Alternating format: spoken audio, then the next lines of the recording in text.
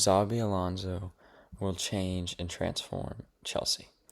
So looking at this tactical board right now, this is his lineup at Bayer Leverkusen. It was a 3-4-2-1, and we're gonna go through every position. But basically, the goalie was someone who comfortable on the ball and is basically just a pretty good goalie who can pass out from the back. Now, Jonathan Tah, this center in the defense is like the anchor. Basically, he holds it down. He doesn't go too far up. He mainly stays around here. Now, Tabsoba, the left center back, in this case, it depends. But Grimaldo usually would be more like a traditional wing back. So Tabsoba wouldn't go like a fullback. He'd act more just like an outside center back. So he'd be around here.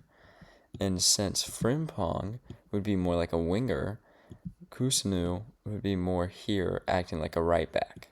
So it depends on what side he does at Chelsea, or what side has the winger. So let's say if Grimaldo was a winger, Tapsoba would be here, and Kusanu would be more like a right back instead of like a. It would be more just like a right center back. So he'd be like here. And now let's get to the midfield. So Zaka was at the 6, and he was like a Caicedo type role. So like a central defensive midfielder, the anchor of it. While Palacios is more of a technical box-to-box 8, come in, bot crasher, almost like a Lampard-esque. And now this is where we get to the interesting part. We have, the wingbacks I've explained, but one wingback is more like a traditional wingback, and the other one is like a winger. In this case, it was Frimpong. But it could switch sides, so Grimaldo could be the winger on this side, and Frimpong could be like the right wing back. But now we get to the playmakers, where we have Florian Wirtz and Hoffman. They basically were both just technical playmakers, and yeah, they're just like kind of attacking midfielders, more just like attackers, almost like a Morgan Rogers, and like honestly, this would be like a Cole Palmer, if that makes sense. Now, the striker, he used Patrick Schick and Boniface, and they're basically just like an advanced forward or a more like mobile. So like Patrick Schick would be more like the João Pedro archetype, and Boniface is more like kind of up advanced. So that would be more like a Holland, if that makes sense. Obviously, Boniface is not Holland's level, but you get what I'm saying. So now let's transfer this team to Chelsea. So this is the starting 11 that I think would be best. There obviously are some new names here. First, we got Penders, who's been on loan at Strasbourg, and I think genuinely Penders. I'll explain all the ins and outs when Xabi Alonso gets here, but Penders, he's good on the ball. That's why I think he should be starting. Now, at the center backs, I think you got Konate here being the anchor, Van Heck from Brighton as the right center back, and Cowell as the left center back. Okay. And I think the left side, similar to his Bayer Leverkusen, will be the more attacking winger side. So I think Quenda will be going up and down like as a winger, meaning Cowell will be more like a left back, and Van Heck will be more just like a right center back.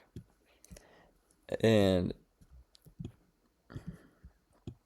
now we get to the midfield. I think Caicedo will be like this, the anchor like Zaka almost, like a central defensive midfielder, how he has been playing.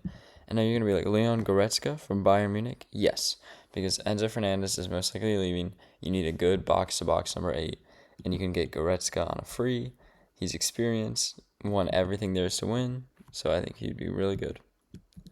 Now, the two 10s, obviously you have to have Palmer on the right side as he plays kind of as like a right attacking player.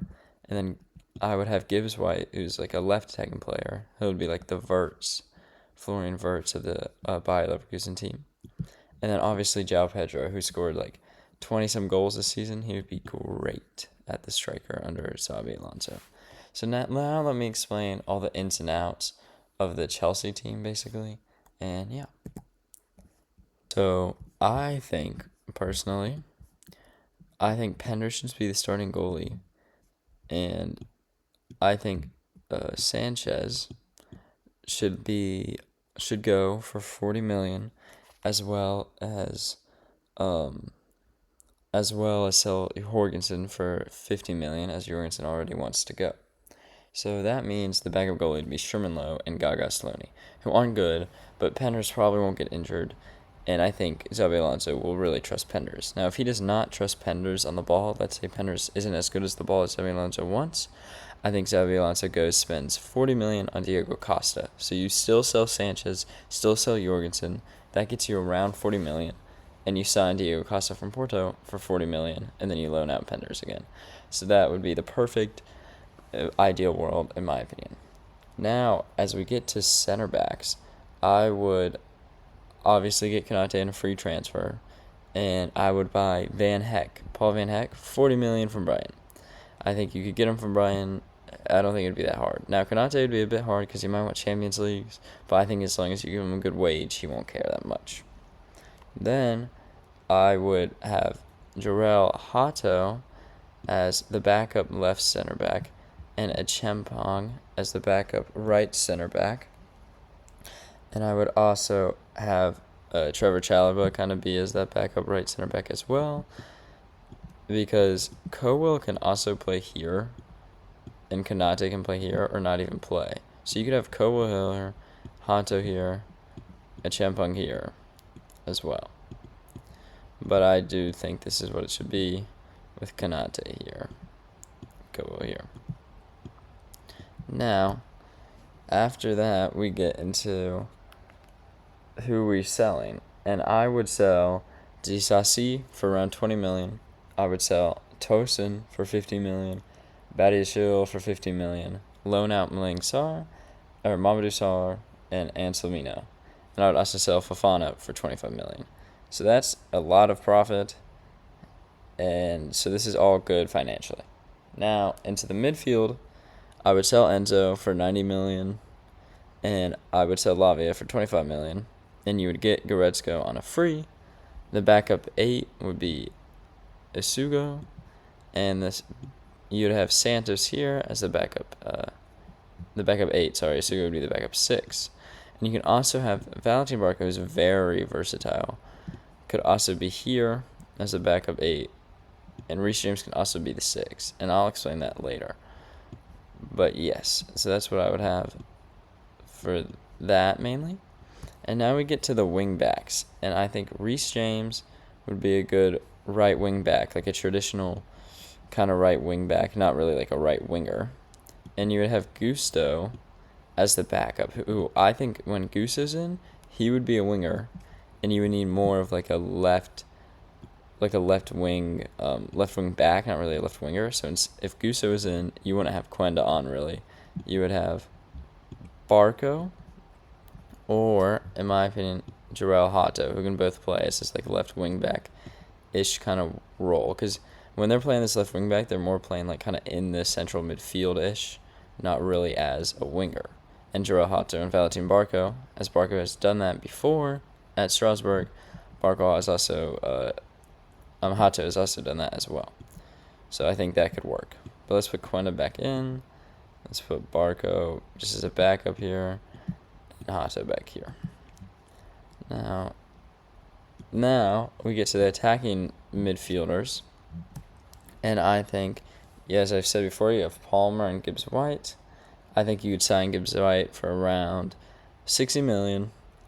And I think the left playmaker, you could have a backup Tyreek George, who can play also as like a second striker, just attacking. I think you keep him. He's just a good player. Then you also have Esteval, who can be backup here.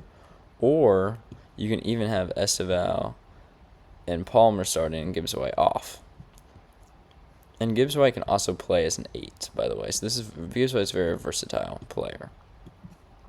Now, I think you would sell Liam Delap for like 20 million.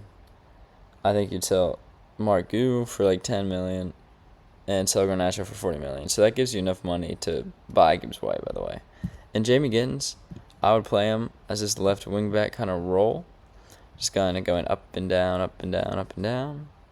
And yes, as a versatile, he could be a right wing back. He could be a winger. He can be a right wing back or left wing back. So he can play here or here or even as a playmaker on the left or right side. So he can be really anywhere on this, like left wing back, right attacking, left attacking, anywhere.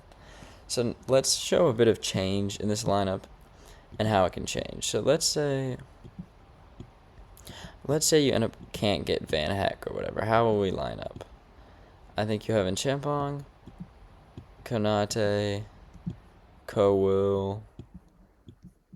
I honestly think it'll be Quenda because he's played in this role before with Almaram at Sporting. So let's say you also can't Gibbs White. Let's basically say you can't get any new signings. How is this team going to line up? I think this is how the team should line up. Caicedo would go here. Goretzka would go off. You'd have Palmer, Esteval, and João Pedro. And I think Chelsea keeps Nicholas Jackson, by the way. It's a great backup. So now let me put Gusto and Neto off.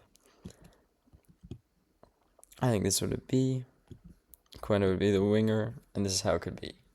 Now, in possession, what is this team going to look like? Okay? This team, in possession, will basically be, since Quenda's the winger, Jarrell Hott is going to have to fill in here, more like a left wing back. Koa will go here, and go here. So let's say Penders has the ball. Santos. Reshape's more like right winger.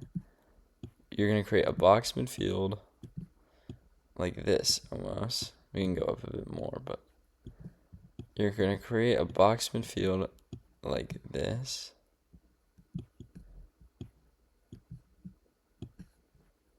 And yes, so you also have triangles here. You have a triangle between Caicedo, Hato, Esteval. You have the box midfield between Palmer, Santos, Caicedo. And then you have Palmer, James, Santos. You have this triangle here, this triangle here. Triangles all over. And tactically, this should work. So I think this would work really well. But let's say we have Neto in. I think if we were to have Neto in instead of Quenda, it would be basically the same because Neto can be here. Neto can also be here. Like, he can also play here, and you can have more like Quenda. I think Quenda would be better. And, yeah. But Neto can also be here, and you have a different attacking player here. So I honestly think Neto is essential to keep because he is just so versatile in this attacking role. And you have Reece James here, but you can also switch Reece James out for Gusto. As I've elaborated on before, Gusto can go up more as a right winger, kind of. Let's push this back. You'd have a Champong being here. You would probably have him out, and I honestly think, no, you'd still do this and this. Basically, what would happen? Everything else would be the same, and yes. But now let's put in the strongest 11, and I think this is just going to be the best. So you take Hato out, Kowil out, Konate in here, Champong out, Gusto out, Palmer in for Neto. And I honestly think Neto might be over Quenda in my opinion. João Pedro, Esteval, Gibbs White, put him in, and Goretzka. So this is the final. This would be the strongest 11. You'd have Cole here, Konate here. Oh, I'm missing James. This would be the strongest 11, I think.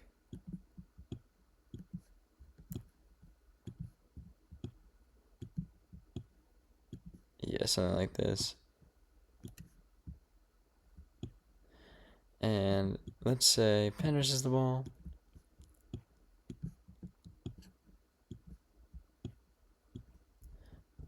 Boom here. And there you go. Pretty good shape. And this is going to be really good. Okay, so see you guys. Peace.